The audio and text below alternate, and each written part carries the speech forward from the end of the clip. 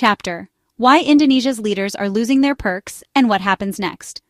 Alright, let's talk about what's shaking up the political scene in Indonesia. The government has just announced plans to cut perks for politicians. Fewer benefits, less luxury, a lot more accountability.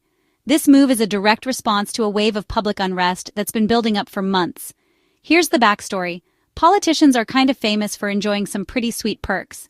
Hefty travel allowances, generous housing benefits, extra funds for consultation purposes. Meanwhile, everyday Indonesians are feeling the pinch. Rising prices, economic uncertainty. It's no surprise that all this privilege didn't sit well with the public. Things reached a boiling point recently.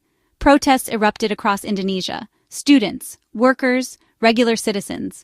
They all took to the streets demanding not just political reform, but real change in how public money is spent. The message was loud and clear. Politicians shouldn't live in a different world from the people they represent. So what exactly is changing? The new plan will slash travel budgets, limit the number of official cars, cut down on unnecessary allowances, and there's even talk of reviewing retirement benefits for politicians, something that's been off limits for years. For many Indonesians, this feels like a small but important victory. It's proof that public pressure can push even the most entrenched systems to change. But let's be real. Cutting perks won't magically fix everything. Critics argue these changes are mostly symbolic: transparency, corruption, political accountability. There's also skepticism about whether these cuts will stick.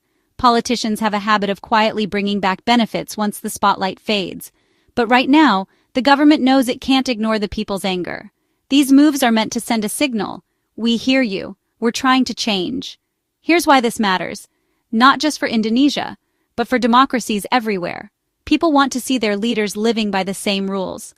When politicians get special treatment, it erodes trust, and it fuels division. Cutting perks might seem like a small step, but it's a crucial one in rebuilding that trust. So, what happens next? We'll have to wait and see if these changes stick and if they lead to deeper reforms.